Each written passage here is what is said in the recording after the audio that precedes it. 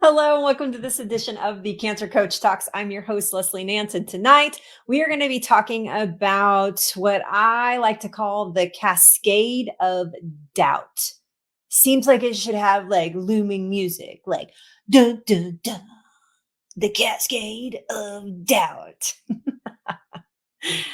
This is a process that I talk about frequently with my clients, talking about what happens when we get news, bad news, and we start this defeating process when we really feel like that we are at a disadvantage and that cancer is bossing us around. I'm going to help you identify what that looks like tonight, and we're going to talk a little bit more deeply about what are some tools that we can use to keep this from happening. So, welcome. Let me introduce myself super fast. My name is Leslie Nance. I'm a certified holistic nutritionist, certified holistic cancer coach, 8-year cancer survivor, and I am the cancer coach coming live here to you on Tuesday nights at 6 p.m., most Tuesday nights at 6 p.m. Just dropping some knowledge bombs, just dropping some wisdoms from my experience in having cancer, and then of course being a professional cancer coach as well. So if you need more information or want more information, you can certainly go to our webpage, anystagecancer.com, and find out more, read more about my story, and read more about how I help people. But tonight, we are really going to focus on doubt, I'd like to explain a process with you that I know that most of us experience when we have something happens that casts a shadow of doubt over our lives. So if you're joining us right now live, please do leave a comment. It's the only, I can see that people are here, but I can't see that you're here unless you leave us a comment here in the comment section. So thank you in advance for doing that. It's good to have you guys here this evening. So poop happens, right? In our lives. I'm not talking about literal poop. I'm talking about figurative poop tonight. Sometimes I talk about literal poop, but tonight we're talking about figurative poop. so, so poop happens in our life, right? And I'm just going to give you a scenario. We're just going to walk through a little process of kind of the root of doubt and where it comes from. Doubt can come from many places in our lives. It can come from the most simple places of somebody kind of looking at you like, really? Or are you sure? Or, like kind of not understanding the processes maybe that you're using for healing in particular. So there's a lot of things that can cast the shadow of doubt. Sometimes a doctor's words, sometimes a results of a scan, sometimes the way a friend or somebody is showing up in our lives. Hi Yvette, it's good to have you. Thank you for being here. So, sometimes a lot of things. Sometimes it comes from having a pain that's unidentified. Maybe it's a new side effect that's showing up from treatments. And we start this doubt process of like, oh, what if this isn't working? What if this isn't solving the problem? So let's just use this hypothetical scenario that you go into a doctor's office and you're feeling really good that he's going to give you some good news about a scan. And so you go into this appointment thinking, I got this. Like I totally have this thing wrapped up, right? And he's going to give me the best news ever about my scan. And you go into the doctor's office and you sit down and the doctor sits down and he kind of has a very solemn look on his face. And he starts the conversation by, I'm sorry. No. What, you're sorry you're late? You're sorry I had to wait in here for 20 minutes in this paper gown with my butt sticking to the seat? No, he says something more to the tone. I'm sorry, we have the results of your scan, and it looks like that your cancer is growing and that treatment is not working. I know there's a lot of you that have heard these very words before. Or maybe it's, I'm sorry, the treatment's not working, the cancer's not shrinking, or your tumor markers are up, or whatever it is. And this starts a process physically, mentally, emotionally in the body that goes, right? It's like somebody just flushed the toilet on your life. Poop does happen. Somebody just flushed the toilet in your life. We see ourselves cascading down. And I call this the cascade of doubt. And when you don't have good tools to manage the cascade of doubt, it can look a little something like this. And sometimes, even when you have tools in place, it can still look a little something like this. The event happens, the doctor's words come out, right? You hear the words. And so we replace all that self confidence that we came into that meeting with, came into that doctor's visit with self doubt. And down we go. Spiral. Blip, blip, blip, blip, blip, blip. And we dig up all kinds of supportive evidence that this is really bad news. This is bad. It can be a pitiful look from a nurse. It can be a pitiful look from a husband or a kid or whoever, or the doctor themselves. And we start stacking evidence about why this is so bad. Then we drag out all kinds of stories to support all the reasons why this is a massive emergency in our life right now. And our mental takeover starts to have a physical reaction in the body. There are some studies that say, some broad studies actually, saying that people who hear the word cancer or hear bad news of any kind, that our immune function drops by 50%. So we put ourselves physically at a disadvantage. Hi, Christina. Hi, Emery. We put ourselves physically at a disadvantage immediately by starting this process. Then the pain starts. The emotional pain, the physical pain. The pain and the problem starts to get worse. Physically and mentally, we start to spiral. We start this cascade. We start this downwardness. We were up here just moments ago. And now all of a sudden, shoo, and this happens fast. It happens within moments. This begins to happen. And then over time, here comes our old friends. Loss of appetite, the sleepless nights, the digestive disruptions, the snippy behavior, which means you're kind of being a bitch or whatever the guy, an a-hole. The snippy behavior starts. And then we have the sadness. Then we feel the defeat. Then we have the anxiety, and it can even manifest itself in a panic attack. So here those all come in. Then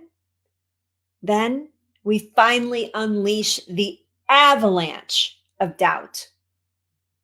Here it comes, right? We've dug ourselves into a pit. We have spiraled, we have cascaded down into a pit that we have created in our mind and now physically in our body. And we get completely out of control. Things go haywire. We get sideways. Nothing is right in the world. We begin to stack evidence around why the world is dumping on me all the time. Dumping, dumping, dumping, dumping, dumping, dumping. Nothing's going right. Nothing's going right today. We stack more evidence. Doubt. We keep doing that until we get a satisfactory answer to the problem. This can go on for weeks, months, years, until we are satisfied that something has been accomplished to take care of the problem. This also creates a bulldog scenario where we're like, fix the problem, fix the problem, fix the problem, fix the problem. At any cost, fix the problem, fix the problem, fix the problem. And we can become obsessed if it drags on too long. We get obsessive. This is where all this crazy behavior comes from. Do this extreme thing, do that extreme thing, put coffee where the sun doesn't shine. We get desperate and we show up that way. And guess what? Your cancer's like, Hello, baby. Hello, this is a cozy place for me to be. I like being in this environment. I like it when your cortisol is out of control. I can live with this. That's what your cancer's saying. Oh my God. This is the cascade of doubt. We go through this process every time our confidence gets rattled, every time something happens the way that we didn't anticipate it or that we didn't want to happen, every single time somebody looks at us with pity, every single time somebody says, dude, what's up? Where's your hair? Oh, do you have cancer? Oh, doctor's words, our words, what we speak over ourselves starts this process. And what's left behind is this gaping emotional hole that we've dug out for ourselves. We've carved ourselves a nice little cozy place sitting in that doubt.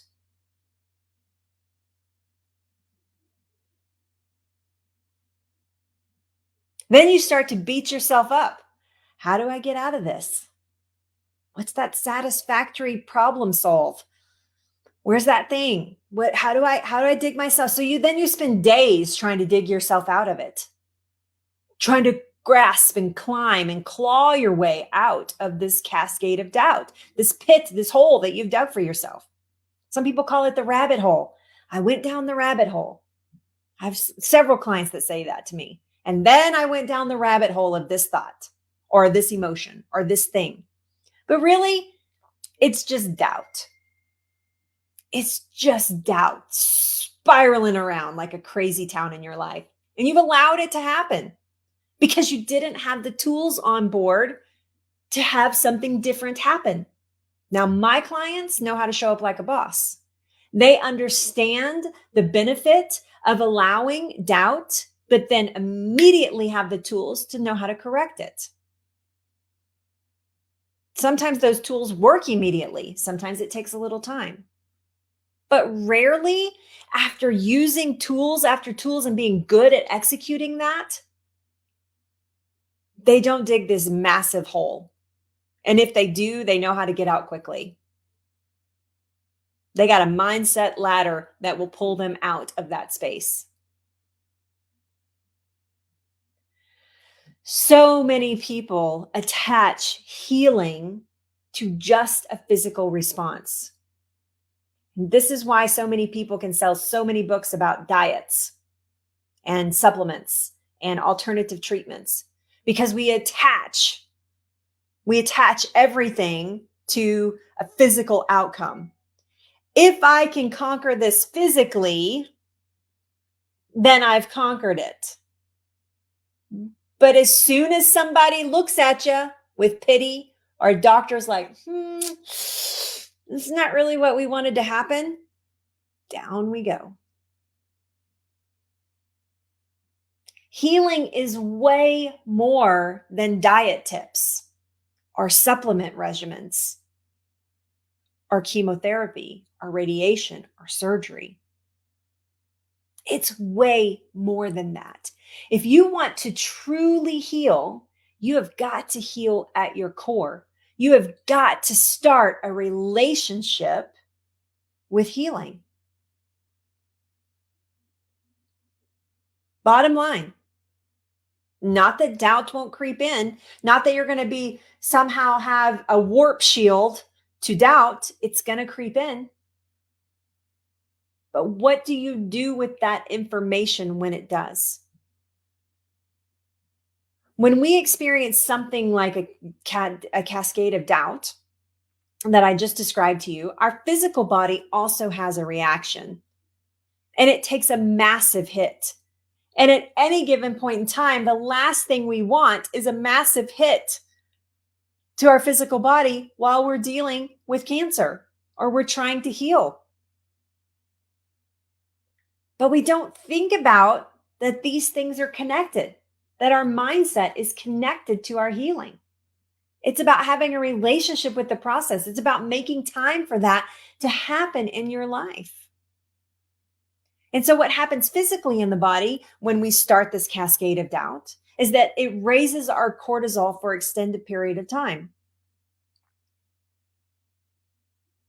It shows up and it raises our adrenal glands, release the hormone cortisol, which starts an emergency response process in the body. It's like the sirens going off. You guys live in Texas like I do. Every first Wednesday, we get the tornado sirens. They're just testing them. But every time those suckers go off, I know it's the first Wednesday of the month, but I'm like, whoa, that's an emergency. Now, if there's a dark cloud in the sky or it looks ominous, I'm like, holy crap, run, duck. This is what our adrenal glands do. They set off a chain reaction of cortisol, which starts a whole process in the body, including lowering your immunity, because it's focused on other essential fight or flight responses. Oh my God. Put up your dukes or run like hell. You see a tiger walking down the street. You don't run up to the tiger and go, oh, look at the cute tiger. Your adrenal glands kick in. The cortisol response kicks in. You get a neurotransmitter that says, tiger, dangerous, run. It's going to eat you. We have that same response when we're talking about cancer. And so it raises the cortisol in extended periods of time. That's dangerous. The number one cause of death, stress. And cancer is this in spades of stress, ups and downs, especially if you're dealing with a stage 4 diagnosis.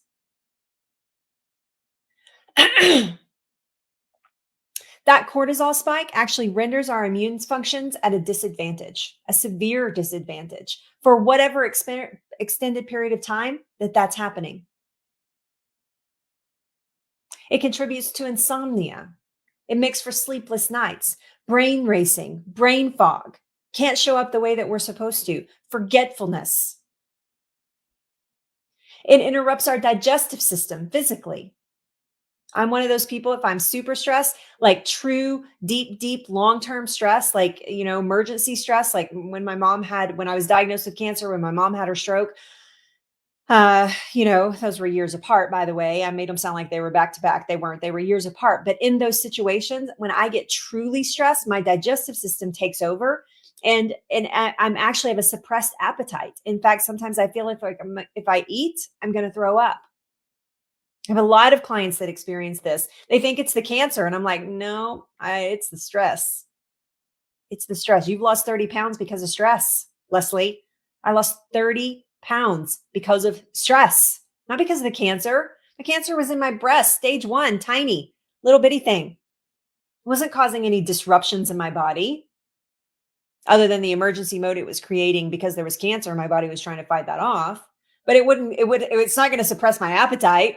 It was the stress around the diagnosis. And so it contributes to that. Some people get the nervous poops. You have diarrhea. You get nervous, you get scared. Oh, got to go to the bathroom. Some people, it's just the opposite. Some people want to eat like crazy. Some people don't want to eat at all. Some people have acid reflux. Some people don't. But whatever the response is, it's a disruption in the homeostasis of the body, in the balance of the body that we're created because of this spiral that we put ourselves in, this doubt. And so if you're thinking to yourself right now, is she saying that our thoughts affect the outcome of our health? Yeah. And there are plenty of scientific studies to prove it. In fact, it's one of the leading things studied right now. I know people talk about the chemotherapy drugs and all the new types of treatments, the immunotherapies and all the different things that are out right now for cancer treatments.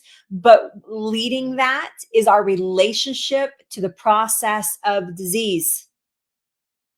And can we affect change based on how we are dealing personally with how to heal? And if that's possible or not. It's a major studies going on right now with that. Hard to quantify. You got to deal with the human mind, which is so complex, just so delicate and is so different and so unique between each one of us.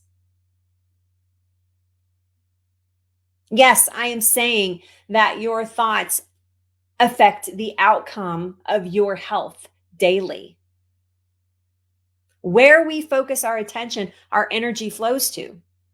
If you're always in doubt that this is going to work, that this is going to be that you can survive this, if you're always struggling with that spiral, that cascade going on all the time, you are at a massive disadvantage.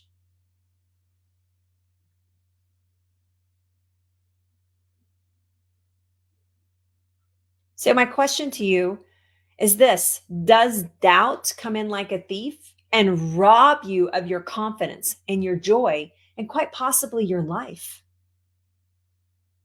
The people that heal have one thing in common. They may have all done different types of treatments, had different paths, taken, did this, didn't do that, did this thing, didn't do that thing. It's not physical. The people that heal, it's not physical. It's all up here.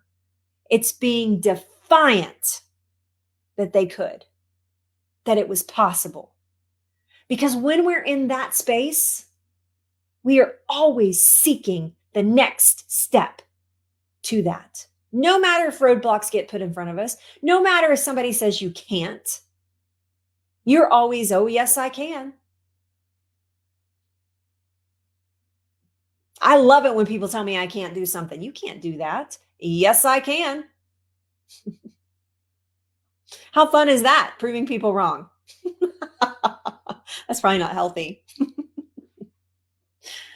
Then my other question I have for you is, where does this cascade end? Once it starts, where does it end? Where's the ending to that? Once that cascade of start, you start whipping up that doubt, right? You're whipping it up, whipping it up, whipping it up, spiraling down. When does it end? When are you satisfied, if ever? I have people that have had doctors say something to them 10 years ago, and it still comes forward when they have a little pain or a little ache. Oh my gosh, is that cancer? Cancer's back. Is cancer back?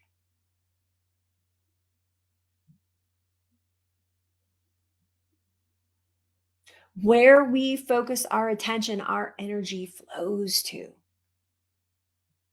If you're focusing in on doubt and you have a doubt or a belief system in place that says that you can't heal, or you're listening to somebody telling you you can't heal, guess what? That's where your energy's going, down the toilet. But if instead you replace that with a system, with a process that says, I am going to build confidence. It's not something that you can just turn on a switch. It's not just like, confidence on, doubt off, confidence on, doubt off. That's not how it works. You got to do the work.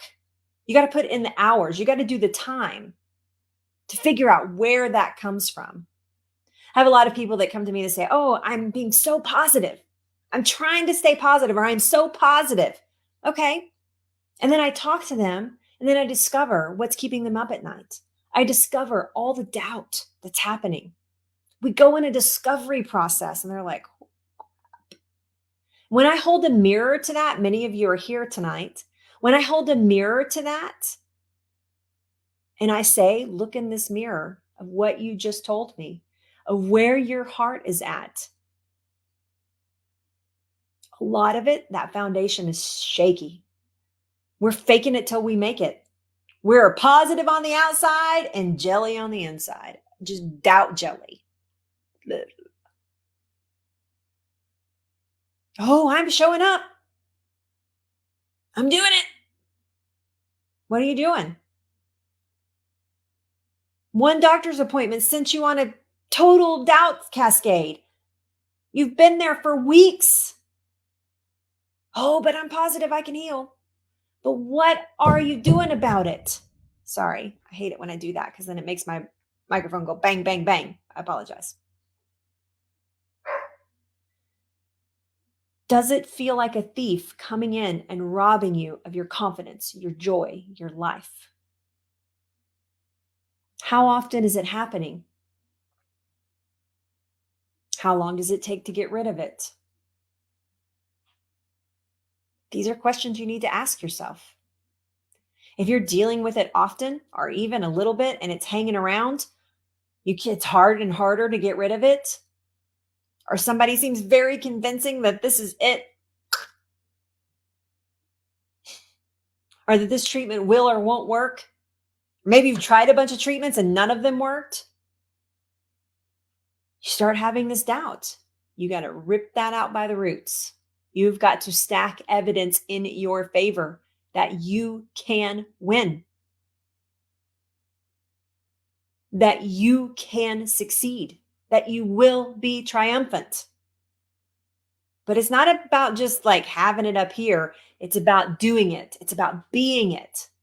Just talking to my clients this morning about, standing up, being strong, being bold, embracing that empowerment. But if instead you replace that with doubt and it's taking you downtown and that cascade, then that's cancer bossing you around. And if that's the case, then I would love to help you. Actually, I would love to speak to you to see if I can help you. Let's be clear about that. You won't find anywhere where you can enroll in my coaching program without speaking to me first. I am the gatekeeper. If I can help you, I'm going to show you how. I'm going to tell you how I can help you. It'll be up to you to make a decision if that's the right thing for you or not. But on that phone call, if I know I can help you, I will.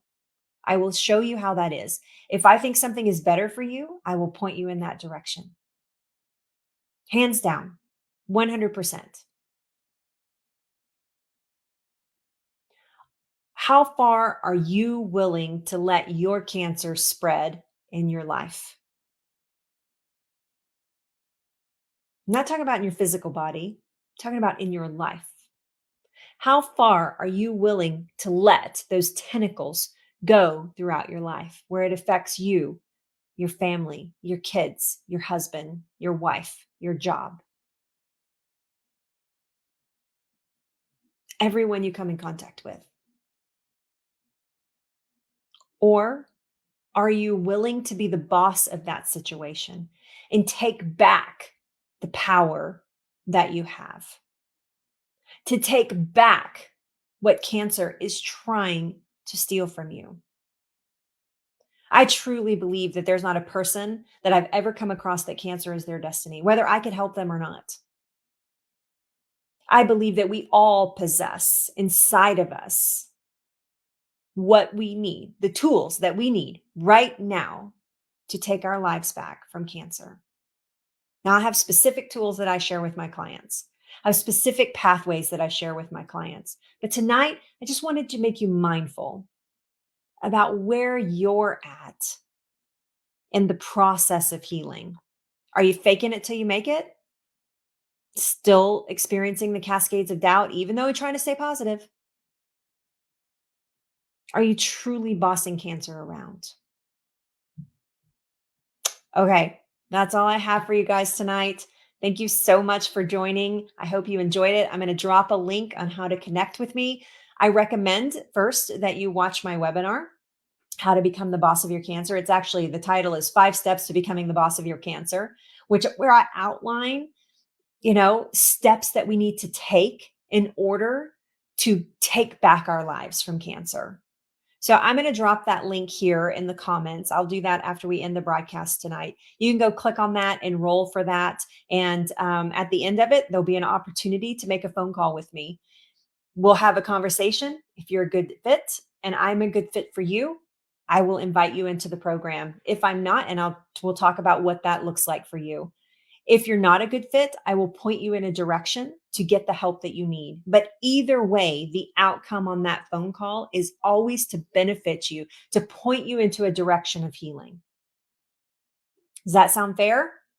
So if that does sound fair, register, go watch that webinar. If you're my client, by the way, I know I have some new clients here tonight that are brand new in the program. If that's you, you've already seen it, so you don't need to do that. I'm talking about people that are not my clients in that particular case.